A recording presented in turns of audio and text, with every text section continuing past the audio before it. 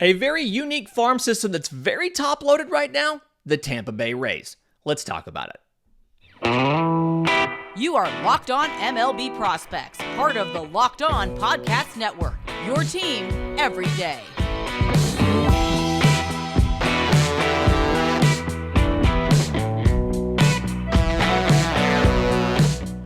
Yes, welcome on in to Locked On MLB Prospects, your home for all things minor league baseball. I'm your host, Lindsay Crosby, freelance baseball writer and podcaster, and thank you for making this your first listen every single day. We're proudly part of the Locked On Podcast Network, where it's your team every day. And today's episode is made possible by our friends at FanDuel. Make every moment more. Right now, new customers can bet $5 and get $200 in bonus bets, guaranteed. Visit FanDuel.com/lockedon to get started today. So, looking at the Tampa Bay Rays, really unique farm system. I've spent a lot of time diving into them recently because, as I've mentioned on the show before, I am calling Montgomery Biscuits games, Tampa Bay Ray AA affiliate. I'm calling their games this week. So I've spent more time than usual going through these teams, learning the stories about some of these prospects, making sure I have all my biographical facts right. And when you're looking at their prospects, obviously, very heavy on position players, and specifically the infield. And I don't think there's really anywhere you can start if you're looking at the best prospects in the system other than Junior Caminero. So 2019 IFA by Cleveland and traded to Tampa Bay. One of those trades they make seemingly every year after the season where they have more guys to go on the 40-man roster than they can legitimately protect. And so what they'll do is they'll flip some of those guys, the ones that they don't necessarily think are going to make it. They'll flip some of those guys for future prospects, as in an IFA, an 18-year-old, somebody who's got a couple years before they have to go on the 40-man roster. And typically the guy they trade away isn't that fantastic. The guy that was traded to Cleveland in this deal was DFA'd by Cleveland already, whereas Junior Caminero is now top 5, top 10 prospect in all of baseball. And so what he's done this year, 107 games between high A and double A. 332, 394, 601 slugging percentage, 28 home runs, 51 extra base hits, 40 walks through 94 strikeouts, and 5 of 10 on stolen bases. Quick thing here, these stats are all prior to Tuesday's games. So prior to the series that I'll be doing. These are stats through Monday night. But the thing for Junior Caminero, and having watched some of their games already, just because it's the closest affiliate to me, to where I live, and so I get to go to their games more often than anybody else's. But one of the big things for me is he has a really unique and rare ability for such a young player to go opposite field and to, no matter where the ball is, to make solid contact, get the barrel on it, and launch a home run. And we heard Beck talk about this yesterday in the Prospect Team of the Week, but it's something hitters are born not made, and Junior Caminero is a natural-born hitter. He probably doesn't have the highest hit tool on the team, simply because there are guys like Curtis Mead who exist. Curtis Mead's higher than that, but it's still a very good hit tool.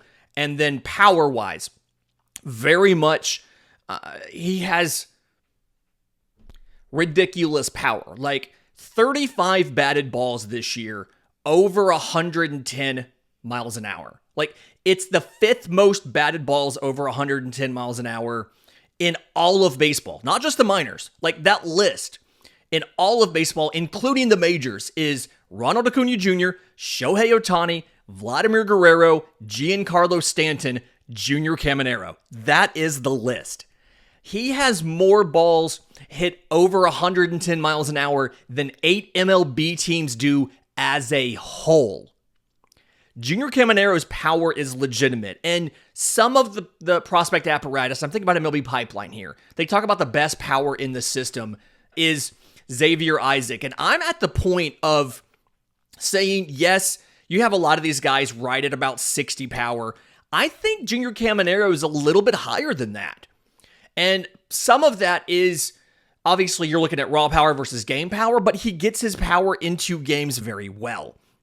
And so now, he's not a perfect prospect, mind you. I'd call his hit tool above average. I think it could get to plus, but you can see him get fooled with good breaking stuff and things like that right now.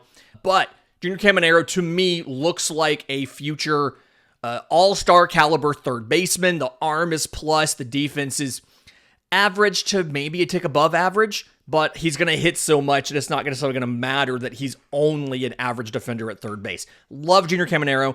Love everything about him. One of the most exciting parts about getting to call these games this week for me, when I agreed to do it, was getting to see Junior Caminero play third base. So super thrilled about that.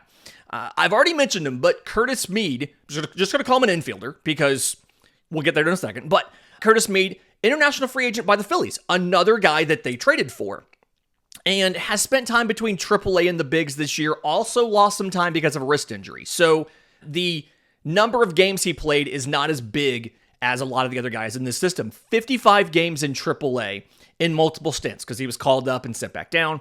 299, 390, 498. Very close to a 3.45 slash line. And if you take out that initial, as he's first coming back and isn't, like the timing isn't quite right, and he's not quite 100%, he's 95% or 90% from the injury, he has a 3.45 slash line. But 299, 390, 498 for Curtis Mead. 6 home runs, 28 extra base hits, 31 walks to 40 strikeouts, 4 of 6 on stolen bases.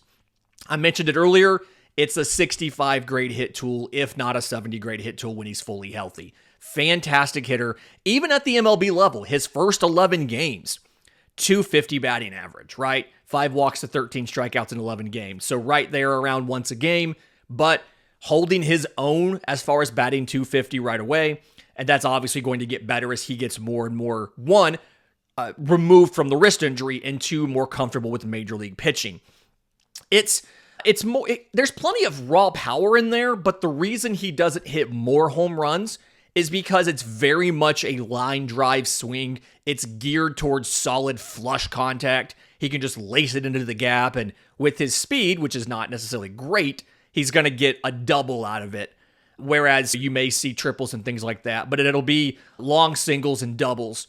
And then a lot of those guys, I feel like they naturally, those balls start to tick up in launch angle a little bit as they get a little more comfortable with pitching at the level. So yeah, 6 home runs in 55 games. I absolutely expect that to go up. And in the major league level, he only has 1 extra base hit in those first 11 games. No homers. But again, I expect that to tick up.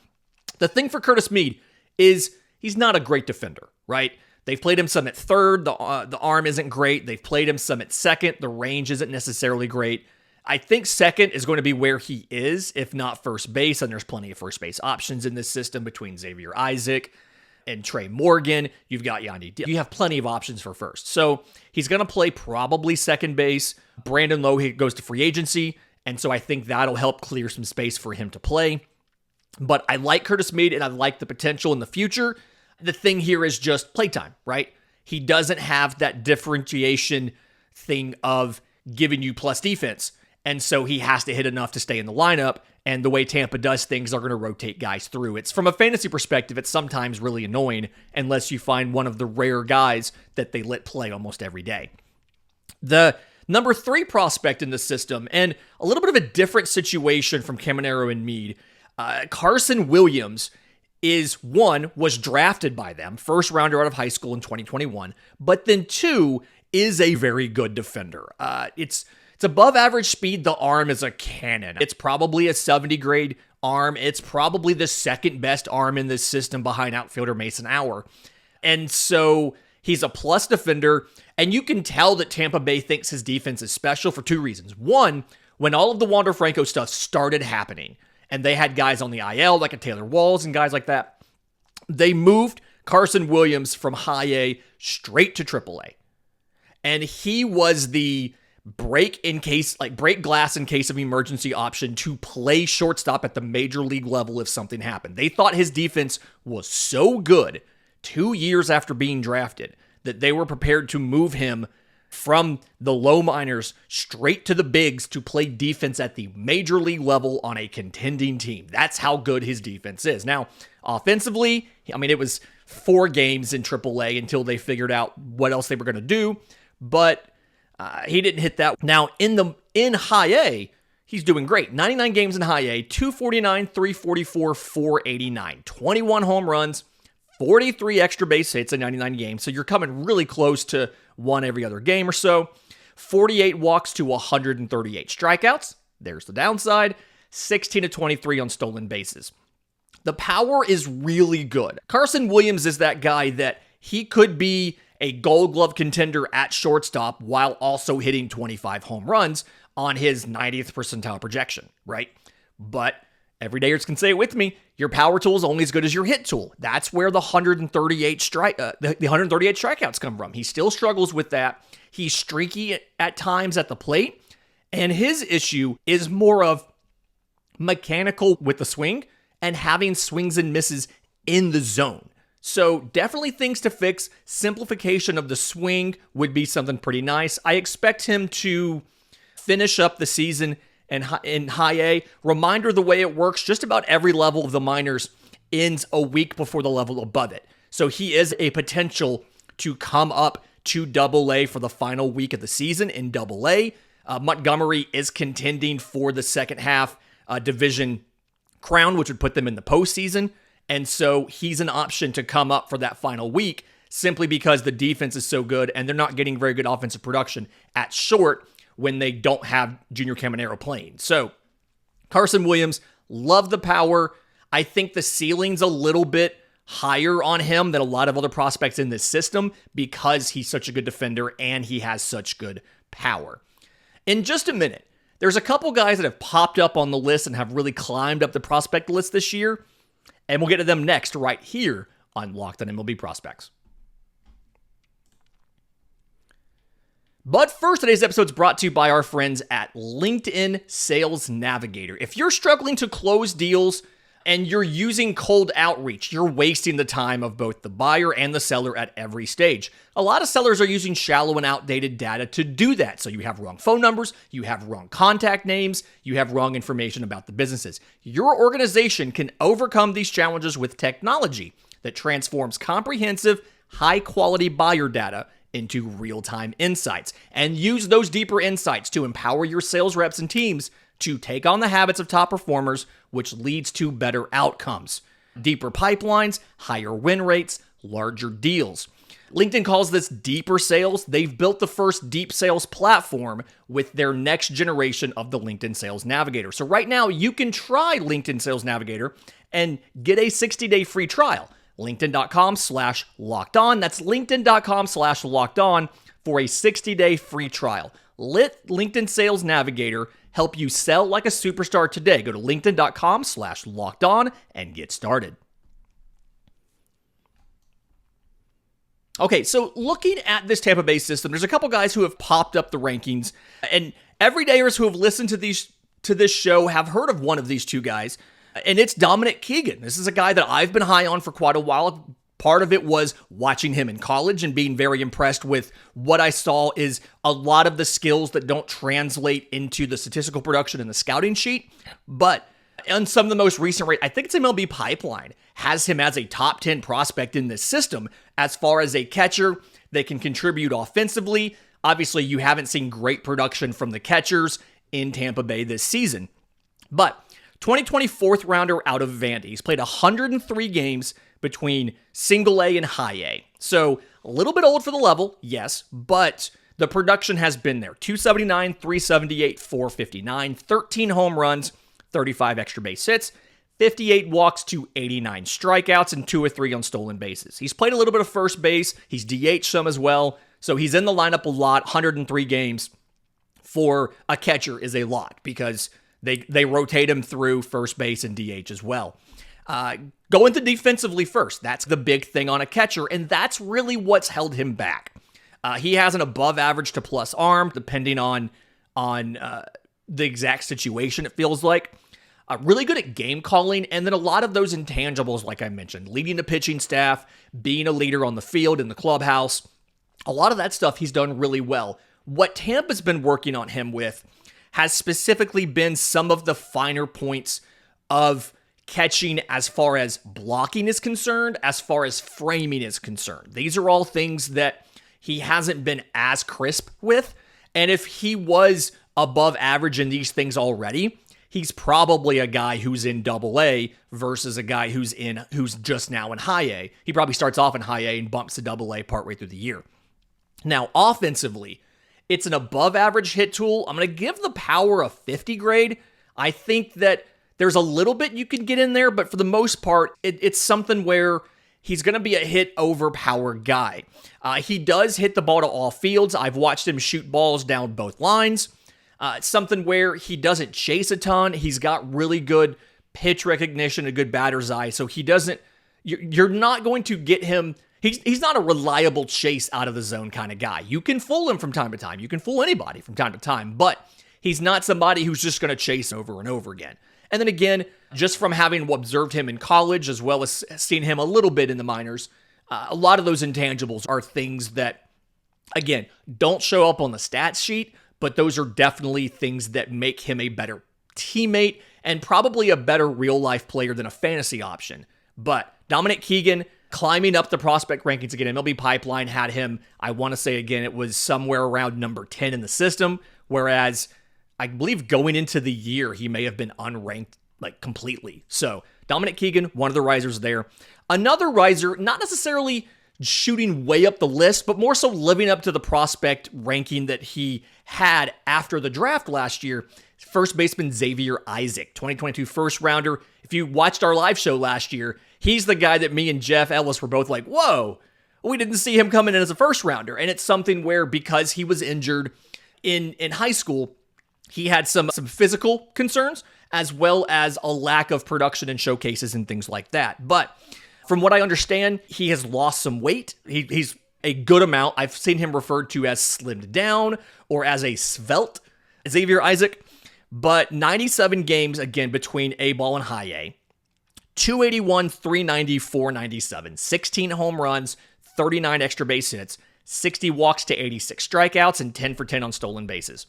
Don't let stolen bases fool you. He's not a great runner. He is a first base only guy. He doesn't have the athleticism to play a third base, things like that. They've discussed it a little bit. I think they may have even run him out there once or twice, but he is a first base only guy. So the bat has to perform. Now, the good thing is, Xavier Isaac has shown the ability to get good power swings to all fields, foul pole to foul pole, hitting home runs every direction. The contact ability, just the inherent ability to make contact, both in general and in the zone, is above average to plus. The pitch recognition is pretty good. I've been pretty impressed with that.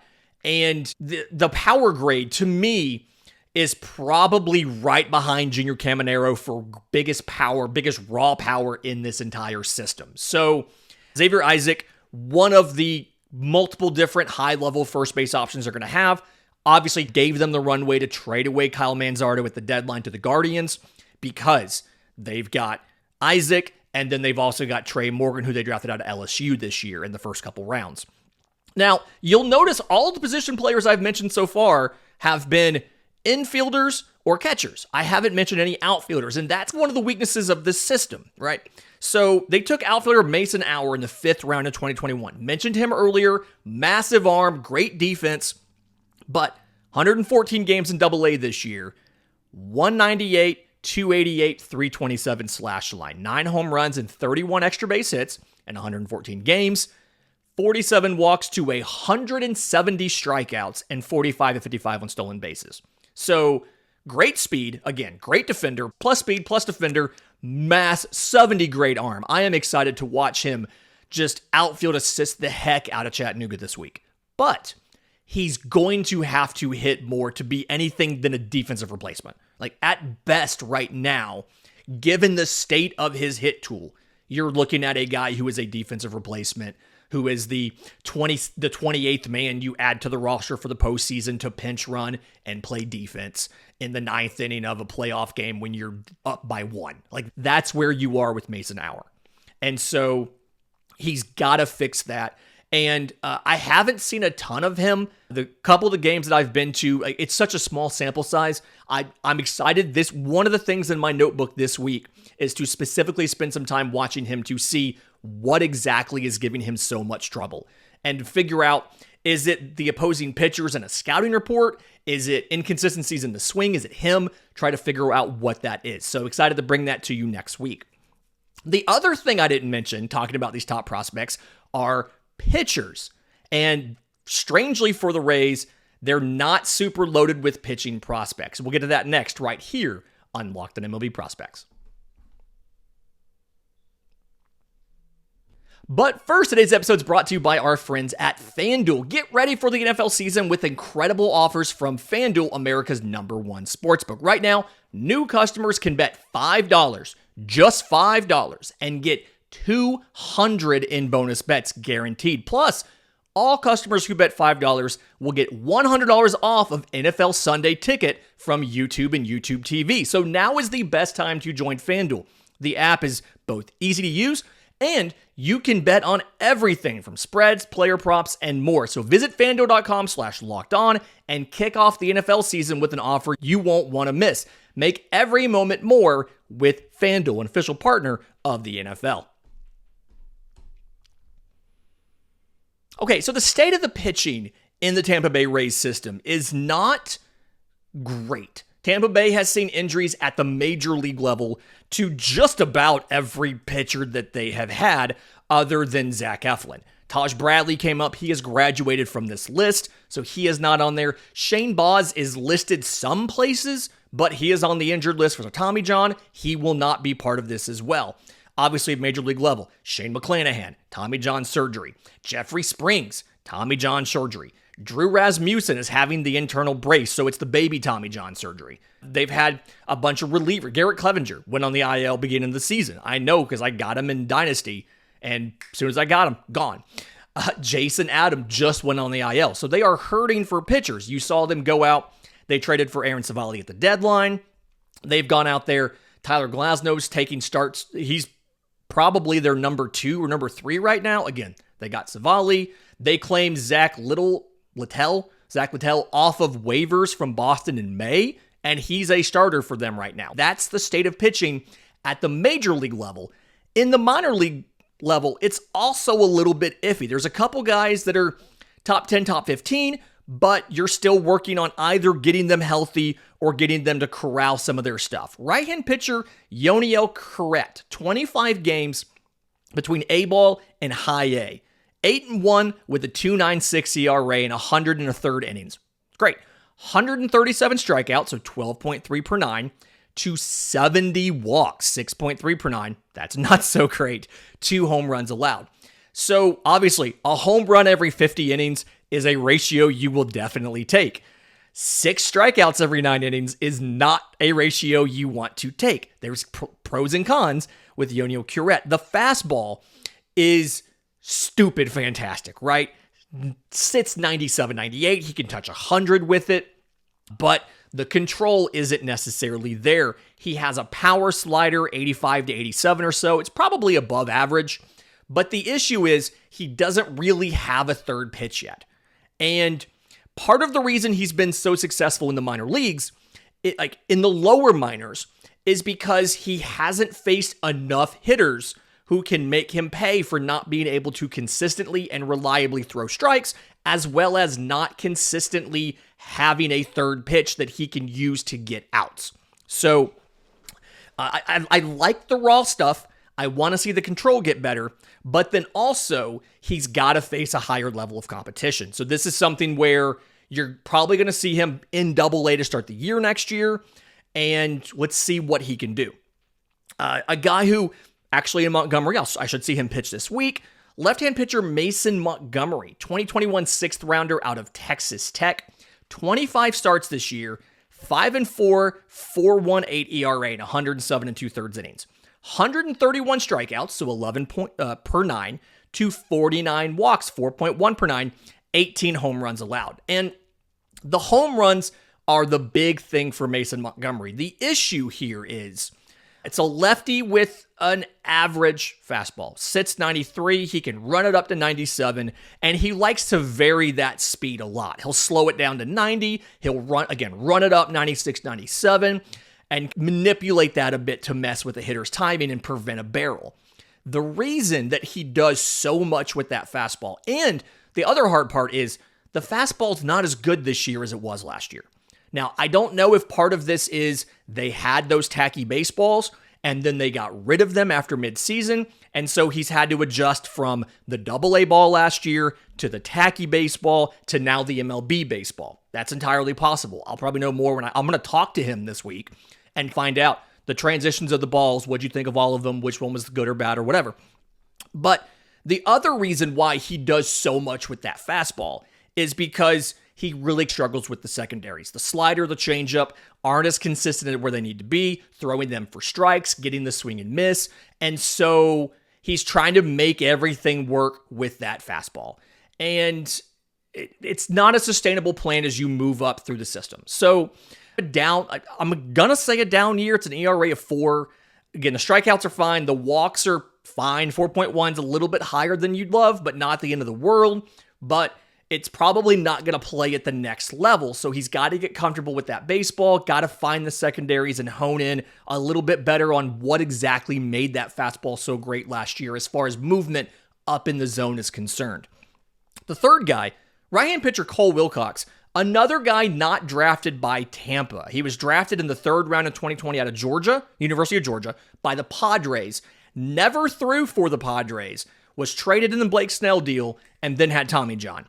So he's trying to come back now. He's 4-8 on the year with a 5.46 ERA in AA Montgomery in 23 starts. 95 2/3 innings, 94 strikeouts, so 8.8 per 9, 242 walks, 4 walks per 9, 12 home runs allowed. He is a power pitcher. Correction. He's a mold between a power pitcher and a sinker slider guy, right? He throws a power slider. He throws a power sinker. The velocity isn't quite there on it this year as it was prior to the Tommy John. So working on getting the velocity back.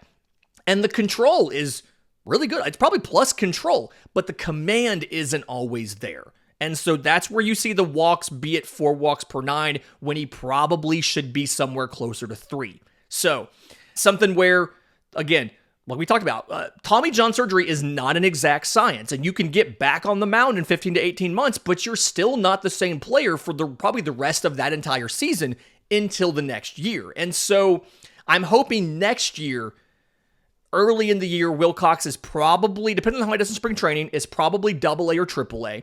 You could see him at the major league level by the midpoint of the year or so, but it just feels like he's got a little bit more to do as far as the consistency on the command of both pitches and the velocity on that power sinker. So it's a lot of flaws on these pitchers, right? A lot of guys in this system have some sort of blemish as far as whether it's command, whether it's coming back from injury, things like that. So I'm not 100% sure what Tampa's going to do. They're a candidate to make some trades of some infielders to go out and get some more help. I mean, if you look at, we've been talked forever, like this is one of the 2 teams that has a million high-level infielders, the other one being the Baltimore Orioles. They can afford to move somebody to go out and get some pitching. And this may be the offseason you see them do that. Fantastic week this week. A few more shows coming up. In the meantime, if you have questions for Monday's mailbag, I'm on Twitter at Crosby Baseball. Shows on Twitter at Locked On Farm. Tons of ways you can get them to us. And in the meantime, until then, it's always a great time to pay a minor leaguer.